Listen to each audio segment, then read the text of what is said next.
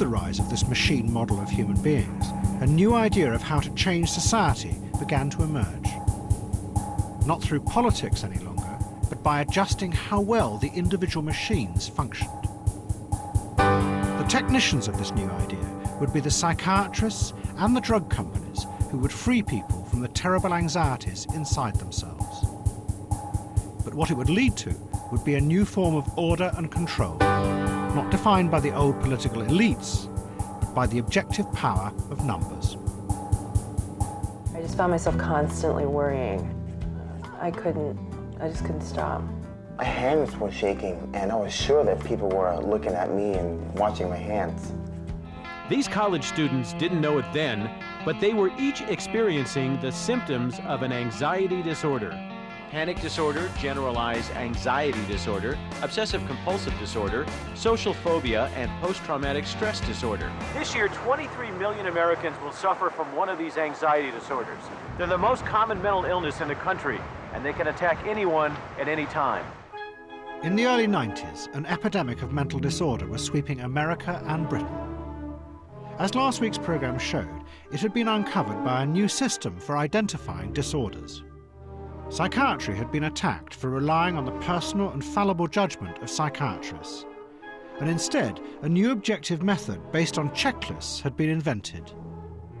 These listed only the objective symptoms and deliberately did not inquire into why individuals felt an anxiety.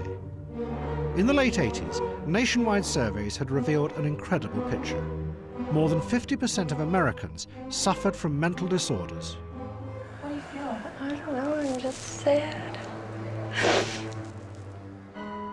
But at the very same time, the drug companies had announced that they had created a new type of drug called an SSRI, which they claimed targeted the circuits inside the brain that were causing these malfunctions.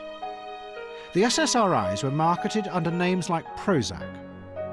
What they did was alter the amounts of serotonin that flowed across the circuit connections within the brain, and they readjusted the chemicals to normal levels. And then all of a sudden, here comes somebody that says, okay, now try these on, try this Prozac on. And I tried it on, and for the first time in my life, I went, whoa, is this the way reality really is? This pill can solve all of your problems. It's called Prozac, and it may mean the end of depression as we know it. I've been taking Prozac for 2 years. And what difference has that made? Brilliant. Oh, she's Yes. smiling, eyes light up. And I feel as if I'm back to normal. You feel normal? Yeah. And you feel a better person? Yeah, yeah. Through treatment, I learned to function with my disorder, and now life is so much more enjoyable. Life is so much better now that I've gotten treatment, and I feel like I've got my OCD under control, and it feels really great. A better life is waiting. What now began to happen was that millions of people who had been diagnosed by the checklists as disordered went to psychiatrists to be medicated. The result was liberation from anxiety on a wide scale. But in the process, the checklist became a powerful and seemingly objective guide for people as to what should be their normal feelings and what was abnormal. And a number of leading psychiatrists began to argue that what they were actually doing was creating a static society in which human beings were adjusted by the medication so they fitted to an agreed normal type, defined by the checklist. People come to me all the time asking me to medicate them. The implication behind that was that human beings, like all other animals, have a particular ideal model. It had a machine-like quality to it. We know what the model should be, and they ask the medications, they ask of me to give them medications that would push them back to this particular model they have, an unrealistic model, but a very static model of man as machine. Has it worked? You look very dubious, my friend.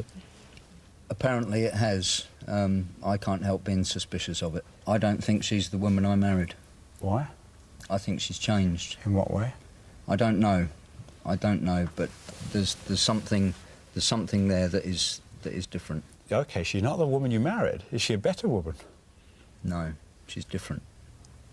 They imagined that they might live in a world where there would never be a worry, not even a grief, where Never did conflict, concern, worry over alternatives make possible the kinds of progress that we've seen in the past. But then, the man who had created the checklist system admitted that it might actually be leading millions of people to believe that they were disordered when they were not. The checklists added up only observable symptoms. They deliberately excluded any understanding of the patient's life.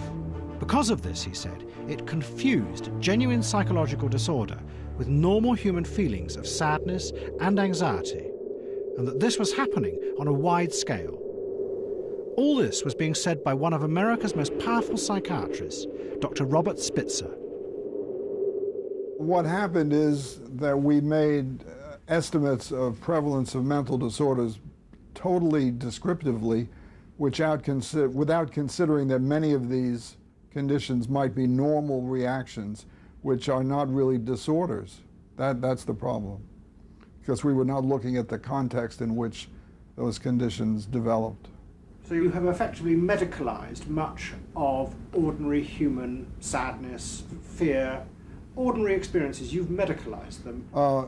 I think we have, to some extent. How serious a problem it is not known.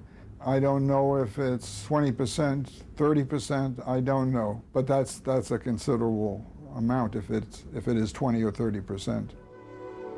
What was happening was that large parts of normal human experience, grief, disappointment, loneliness, were all being reclassified as medical disorders. In the process, a new system of management was emerging. The drugs took away those complex and difficult feelings and made the individuals happier. But they also made them simpler beings, more easy to predict and manage, and closer to the machine-like creatures at the heart of the economic models. By using checklists of symptoms about emotions, you have gone out and confused normal human responses to life with mental disorder, and therefore created an illusion of a vast epidemic, a medicalized illusion. And obviously a situation where you medicalize is a situation where your focus will not be on social change, it will be on controlling individuals to fit in properly. That's the subtle and overall danger here, that it could serve our kind of social economic systems needs in a way in which we become more efficient but less human. What the psychiatrists had discovered was that an objective system based on numbers had led them into a trap. The numbers had imposed their own narrow logic on how we thought and felt about ourselves.